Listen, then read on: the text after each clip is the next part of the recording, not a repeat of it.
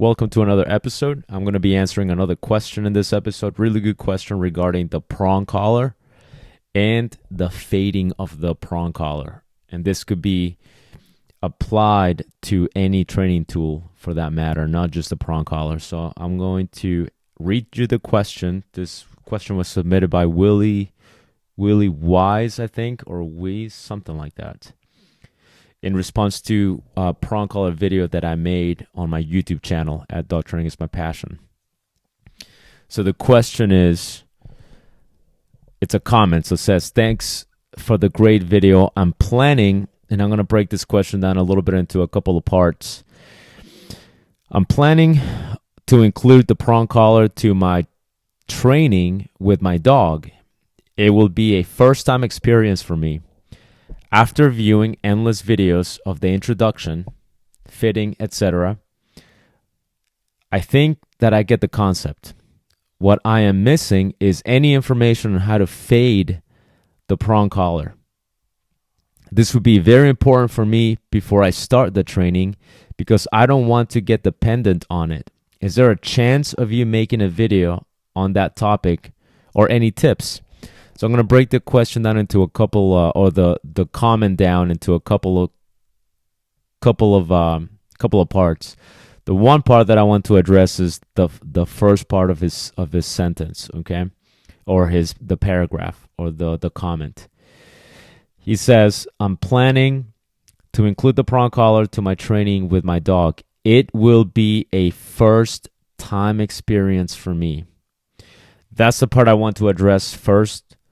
If you're listening to this, Willie, and really anybody else, I'm not saying that you shouldn't use it. You should use it if that's something that you feel you comfortable doing. But I will just tell you a couple of things about that. Okay, the prong collar is a training tool, and I'm telling you, and it is on the video too that I made. But the prong collar is just a training tool. I don't think, to me, the prong collar is not my ultimate favorite tool. I don't think I have an ultimate favorite tool. But the prong collar has some limitations. You have to understand that. Okay. To me, the prong collar is a good training tool, and it can be appropriate to many instances, to many applications. But it's not always the best training tool. Here's what the prong collar can do. The prong collar can agitate the dog. If you have a dog that is very wired pretty tight, that they're very antsy, they're very jumpy, prong collar corrections, if not properly introduced, if not properly used, and even when properly used, it can still agitate the dog. It can get the dog more hyped up. Remember, the prong collar simulates a form of pressure that dogs are very familiar with. It has a pinch all the way around the neck. If you're a little bit not confused, but if the topic of the prong collar is fairly new to you, I suggest you go to my YouTube channel, and it's on there. I believe it's under the lectures playlist, and I believe it's called "The Truth About the Prong Collar" or something along those lines. But if you're going to use the prong collar, you have to realize that it does have some limitations. One of those limitations is if you have a dog that is pretty hyped up and the dog is kind of new at it, you're kind of new at it, it can activate the dog. It can make the dog a little bit more antsy. This is why some people who don't understand the prong collar like to say things like, "Oh, prong collars create aggression." And it's not that it creates aggression, but on some dogs, it agitates the dog. If your correction is not proper, or if your use of the prong is not proper because you're new, it can make the problem even slightly worse. So you have to be aware of that. I'm not trying to discourage you from using it, but if it's kind of your first time with the tool, and maybe your dog needs additional assistance than just a quick training session that a prong collar can help you with, you might need to contact a professional. Okay, you have to be careful with the use of the prong collar because it's not always applicable to every dog. All right, now I want to go to the actual question, which is the main topic of this episode. And the question is, what I'm missing is any information on how to fade the prong collar. So basically, how do you fade away from a training tool? How do you fade away from the prong collar? And this could be, how do you fade away from the e-collar? How do you fade away from whatever training tool you're going to use? So I'm going to use the prong collar as an example, but this could be applicable to any training tool. You have to look at it this way. Some people love the idea of fading away. Here's why people love the idea, or maybe not love, but here's why some people are very invested in the idea of fading away from a training tool. The reason people love or are very attached and invested in the idea of fading away from a training tool is because in a very deep sense, they've never really bought into the idea of using that tool. Okay, and this is normal. It makes sense. If you don't fully understand the tool, one of your first questions, one of your top priorities is going to be, okay, but how do we fade away from it? Once we do use it, once we have done what we needed to do with it, how do you fade away from it? The reason why this happens is deep down in your subconscious, or even in your conscious, you still think you're hurting your dog. You still think that it's just a necessary evil. So you think of the training tool as just a necessary evil. You don't really like the idea of hurting your dog, but you feel at this point like you have to use it because that would be the best way for you to get what you also want, which is you want your dog to stop pulling, you want your dog to be better behaved, whatever the case might be, whatever training tool it might be. So when you think of it as a necessary evil, and you might disagree with me, and that is perfectly okay. You might think that's not why. I don't think that way. I don't feel that way at all. But just bear with me. Of course, if you don't agree with it at all and you think it's just a pile of garbage up to this point, you don't have to listen to the rest of this. But if you're interested in listening to another perspective, just hang tight for a few minutes. The reason why people in general, this is a very typical question of clients. Your average pet owner who hires a dog trainer. Very, very typical question. I've gotten this a bunch of times, right? Like when you talk about the training tool, one of the questions they'll ask is, how long does he have to use it for? When do we fade away from it? Think about this. Deep down, this person has never bought into the idea. They only look at it as, I have to do this temporarily. I don't want to do it permanently because my poor dog, I don't want to do this to my poor dog. At some point, I'm not going to need it anymore, so why would I keep using it? Okay? You need to first understand why this is a pressing question to most pet owners. And Willie, if you're listening to this, think about that question to yourself, okay?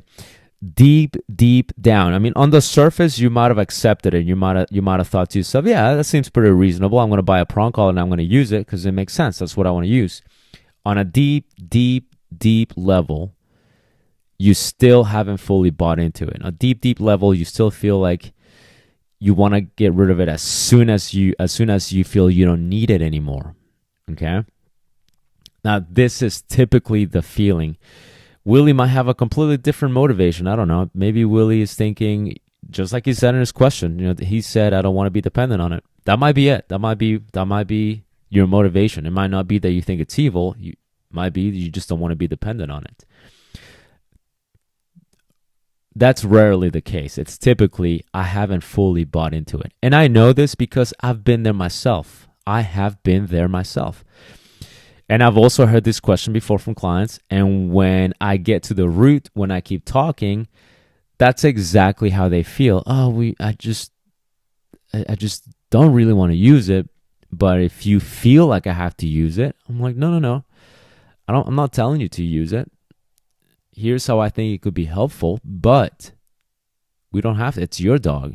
I'm here to help you get what you want help with.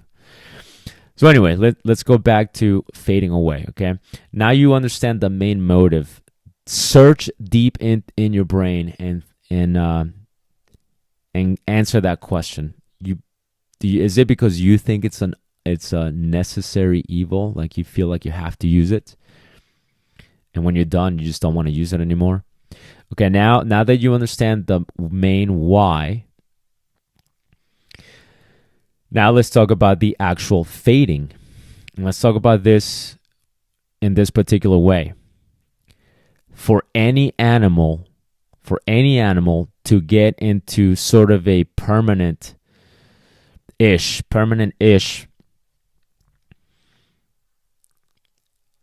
behavioral pattern, there has to be the practice of the new behavior pattern for an extended period of time. What do I mean by that? Is this.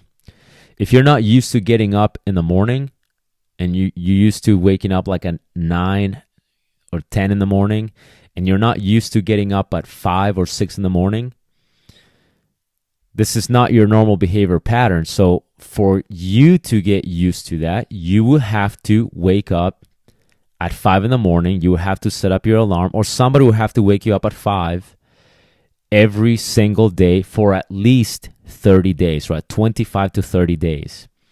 Once that happens for at least 25 to 30 days, it will start to become part of your routine. What will happen on the 31st day is, even if nobody wakes you up, okay, remember, if somebody's been waking you up at 5 in the morning every single morning, and you're not a morning person, but this is your new behavior pattern, what will happen is, let's say the tool that we use to wake you up is the alarm clock, okay? Let's say the tool is the alarm clock. And we go, okay, Will, we're going to use the alarm clock as the necessary evil to wake you up in the morning, to get you to be a morning person. And you're like, I'm not a morning person. I like to wake up, I like to sleep in until 10, 11. I'm not a morning person. And when I come along and I go, hey, we are going to make you a morning person. Here's what we're going to do. We're going to use an alarm clock. And you go, man, that's kind of a pain. I don't want to use an alarm clock. But I go, no, we kind of have to, because we want to make you a morning person. Here's what we're going to do. We're going to use the alarm clock. And in your mind, you might think, well, it's a necessary evil. So we're going to set that alarm for 5 in the morning every morning. What will happen is, if I just set the alarm clock for like 3 days in a row, by the 4th day, are you going to wake up on your own at 5? It's very unlikely. And if you do, you're going to go right back to waking up to sleeping until 10, 11, or whatever, right? So I can't just say, well, I need to fade away from the alarm clock, and I'm just going to wake up after a couple of days, a few days. I'm going to get rid of the alarm clock, and I'm going to see if I can now be a morning person.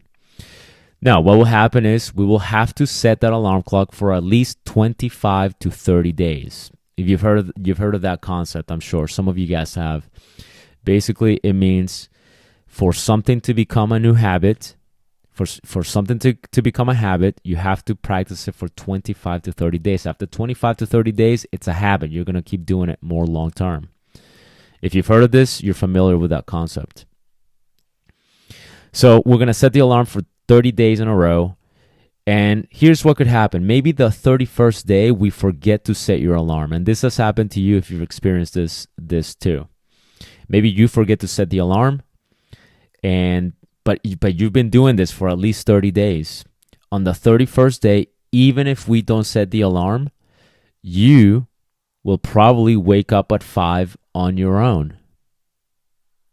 It's very likely that will happen, because we've been using this tool to wake you up for at least 25 to 30 days. Then it's starting to become more of a long-term habit. It's the same thing with working out. I mean, people don't like to work out. And then we go, all right, if we just make it into a habit, let's just do this, right? Let's work out in the morning for at least 25 to 30 days. You do it for 25 to 30 days.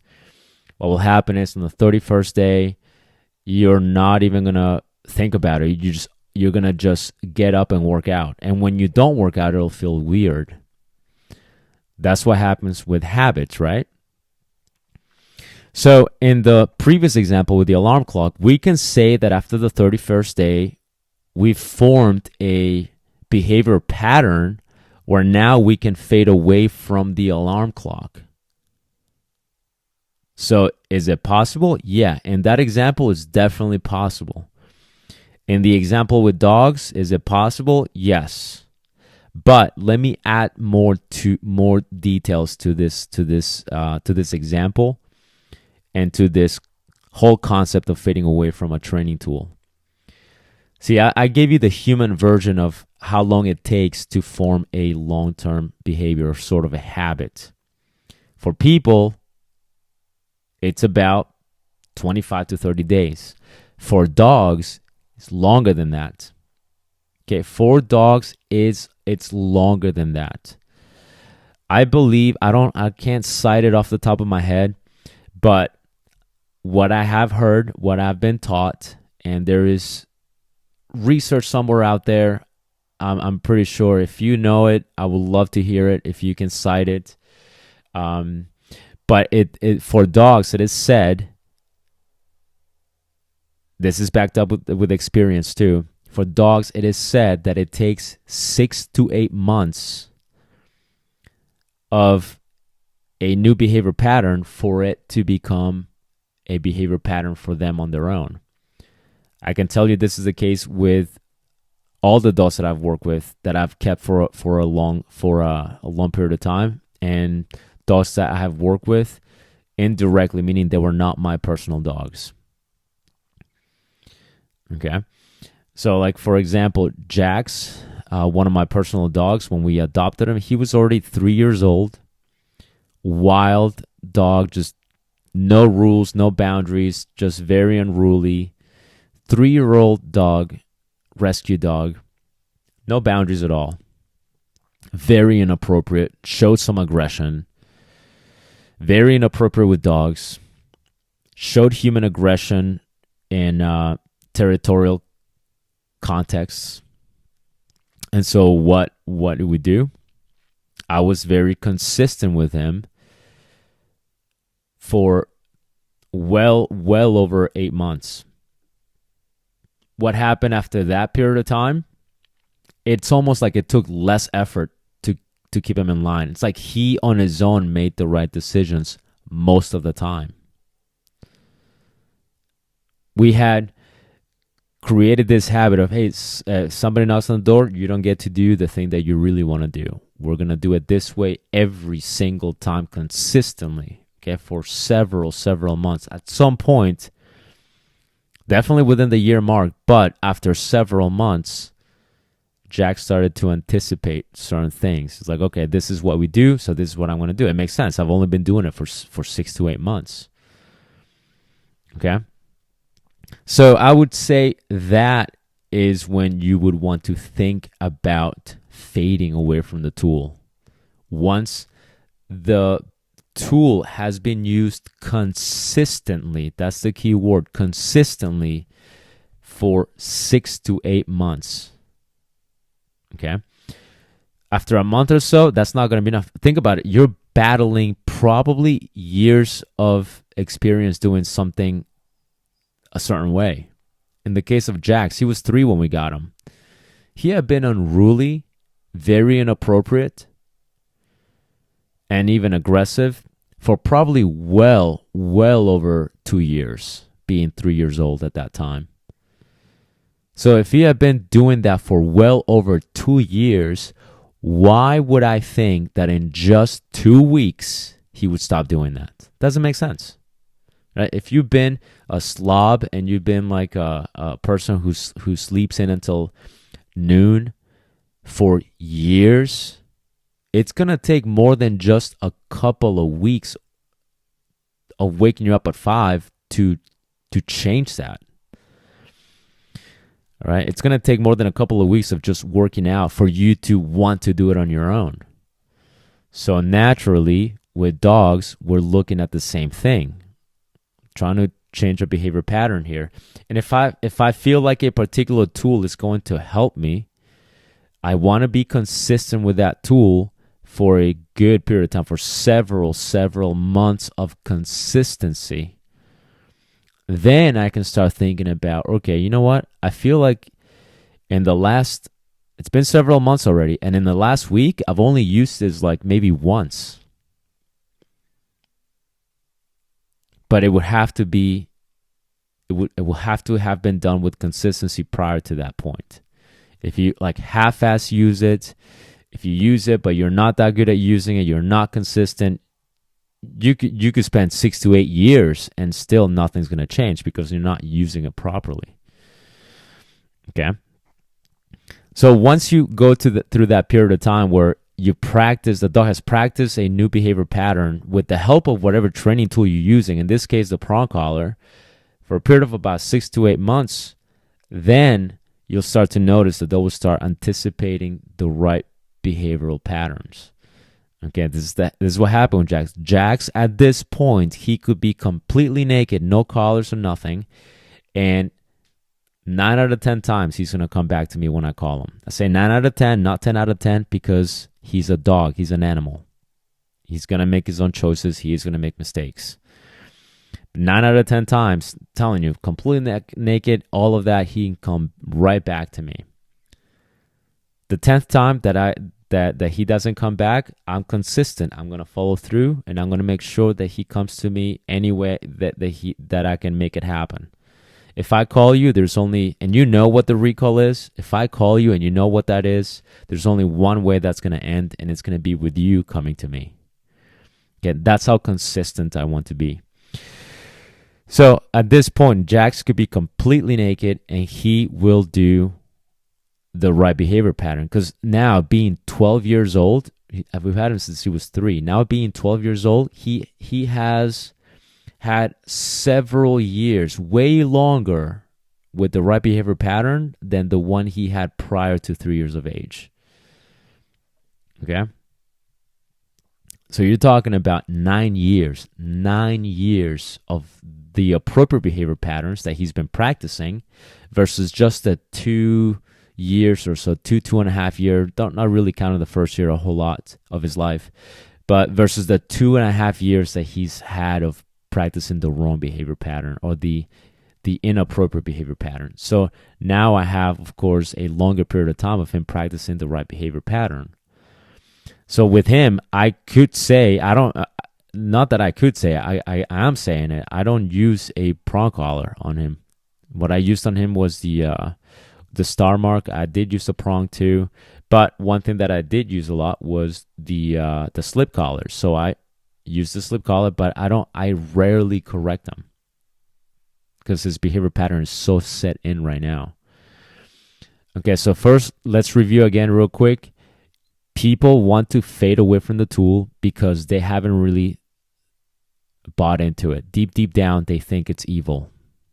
Even if they tell you, yeah, that makes sense. Deep down, they're still looking at it as this is evil. I'm embarrassed to use that thing. I'm ashamed. I don't want my friends to see me using that thing on my dog because I don't want them to see it. I don't feel good using it. My priority, my question at the top of my list is going to be, when can I get rid of it? Okay? That's usually the why. The how is you got to make it consistent for several months. You have to use it properly for several months until the new behavior pattern kicks in. And you have to realize that you still have a dog. Let's go back to my human example. Let's say you're not a morning person. You're a slob. You wake up at 10 to noon. Okay, maybe you're not a slob. Maybe you just have a night job. Don't get offended if you wake up at 10. But you get the point of my example here, my analogy. Let's say you're a slob. You wake up at 10 or noon, and suddenly we tell you, hey, dude, you got to get up at 5 now. And you're like, man, this sucks. I don't want to do that. All right, I'm going to help you. I'm going to use this tool. It's called an alarm clock. That's the training tool that is going to help you wake up at 5 in the morning every morning. It's going to suck. You're going to be like, oh, I got to change a new behavior pattern. Now, I'm using the alarm clock as something unpleasant just for the sake of the example. Training your dog in general does not have to be an unpleasant thing. Okay, it shouldn't be an unpleasant thing. Yes, there needs to be boundaries. Yes, there need to be rules, but it doesn't have to be like, this is gonna suck. Okay, it shouldn't be like that. But for the human example, for the human analogy, I am making that, and I am using that example. You're like, this is gonna suck getting up at 5 in the morning. Now we're gonna use this tool to wake you up at 5 in the morning every morning for at least 30 days. Does that mean, like, hey man, it's been 30 days. Now you have a habit of waking up at 5 in the morning. Now, can I tell you, hey, don't worry about it. You don't have to get up, you don't have to use the alarm clock anymore. We don't have to use that. We can fade away from the alarm wheel. And now you have a new behavior pattern. And you can be like, yeah, sure. I mean, now I know I wake up before I even realize I'm already up at 5. Good, let's get rid of that alarm clock. If you've experienced this, you know that you can go back to your old habits. You absolutely know that. I've been there. A lot of us have been there, where I've been through my slob period where I'm sleeping in until 10 and very little sense of responsibility. Suddenly my life changed. I have to get up at 5 in the morning, 6 in the morning. Maybe even a couple of times for a period of time in my life, I had to be up like at 4 in the morning. And some of you guys, obviously, earlier. This isn't a pissing contest. But anyway, so I've been through those times where I'm like, oh man, I hate waking up in the morning, but I have to set my alarm. That's my training tool. And I set it over and over and over. And then it comes to a point where even on the weekends, I will wake up like at 5, 4 in the morning, even without realizing I'll be up already. But then what happens? At some point, especially if you don't have the alarm clock anymore, your behavior pattern can change. It can go right back to what it was before. Now, suddenly, you don't need to get up at 5 anymore. Now you can, maybe your life has relaxed a little bit. And now you're back to getting up at 7, 8 in the morning, 9. Now you're not getting up at 5 on your own anymore, right? So if I want to wake you up at 5, and if I need you to wake up at 5 on a more regular basis, what am I going to have to do? What am I going to have to bring back to help you with that choice? I'm going to have to bring back the training tool that we faded away from, right? And then we're going to have to like put you in that 30-day period, and then we can say, all right, if it's been long enough, we can get rid of it. We can fade away from it until you need it again. And then when you need it again, we'll do the same thing. We'll put you back on that 30-day period until you can do it on your own again. And then we fade away from it until you need it again. Or we can just use the alarm clock all along. Right? And you don't have to worry about it. Or we can just go, hey, you know what? Just get up in the morning, early in the morning anyway. Yeah, that makes more sense. Just set your alarm every day. I mean, even if you wake up on your own, you just turn the alarm off before it goes off. You turn it off before it goes off. And if you need to wake up in the morning, good. You wake up in the morning, and now you have a much more productive lifestyle. You get up early. You get a lot more done. So we could just use it because it's a tool that helps us be consistent with our pattern of waking up early in the morning, because that's a desirable behavior pattern in this example, at least. So what am I hinting at here with dog training? Here is my hint. Not a hint, really. I'm just telling you how it is. Why are you so concerned with fading away from a tool that is obviously effective? Here's a couple of reasons why people go, you have to fade away, right? The dog trainers are big when it comes to shaming other dog trainers and other people. I hear this from dog trainers where they go, well, if you don't fade away from the tool, you're not really a trainer. You're not really training. The tool is my vehicle to train my dog.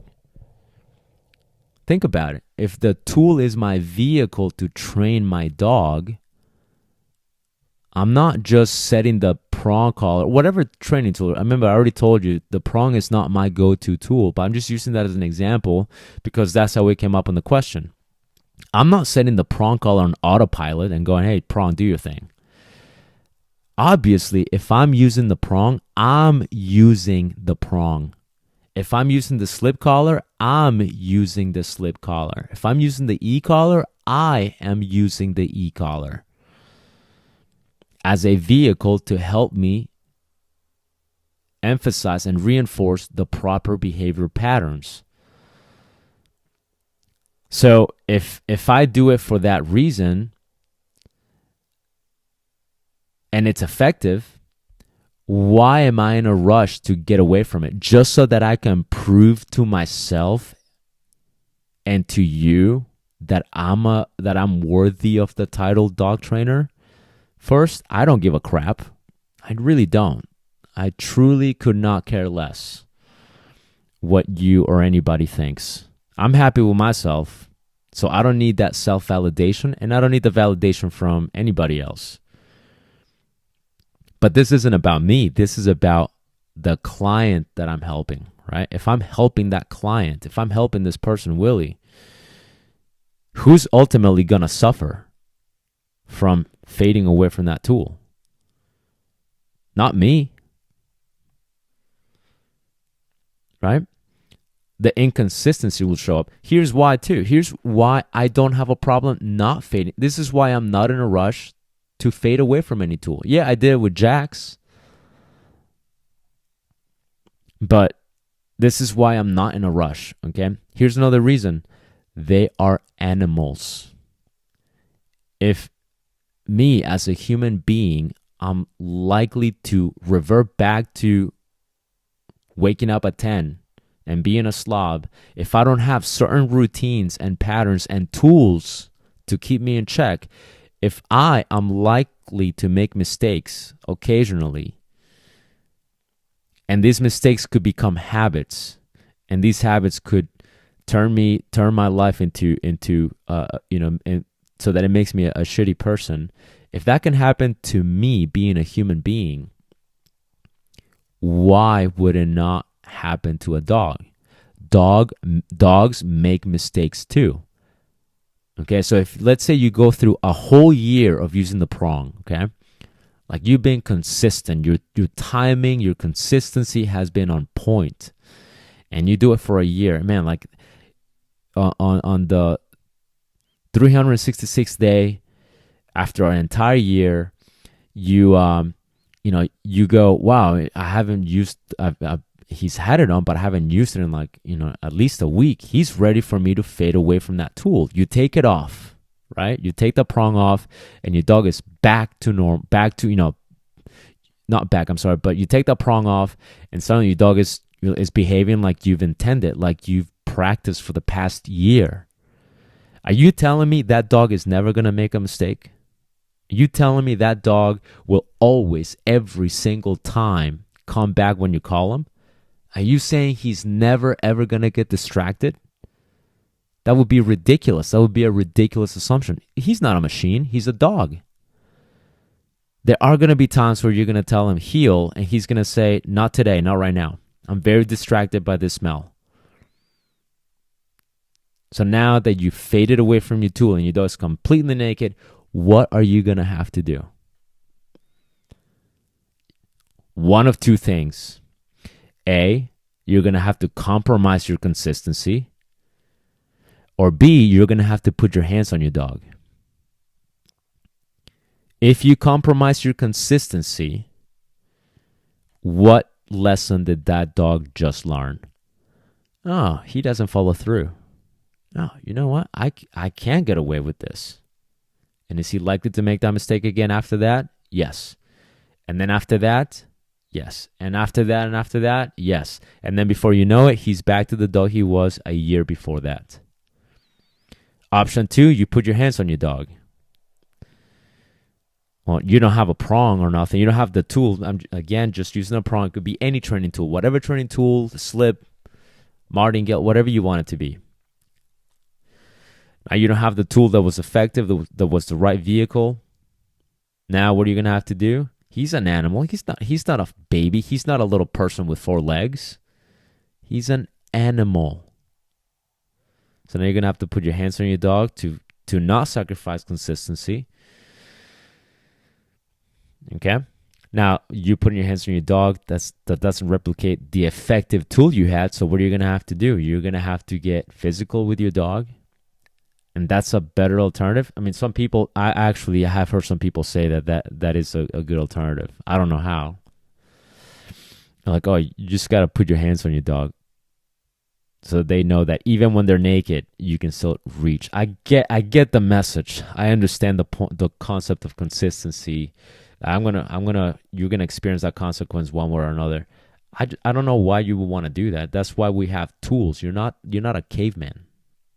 But anyway, that's a different topic. So that's why I don't have a problem not fading from the tool. If it's a tool that is effective enough, I don't fade away from it. Would you tell a carpenter, hey carpenter, we have this tool now. It's called a pneumatic nail gun. It's pressure. You don't have to like hammer it with a hammer. You don't have to whack it like a bunch of times. You can just point the nail gun to this spot, hit that trigger, and instantly the nail goes right through.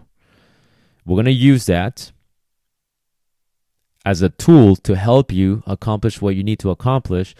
But, at some point, we're going to have to fade away from that.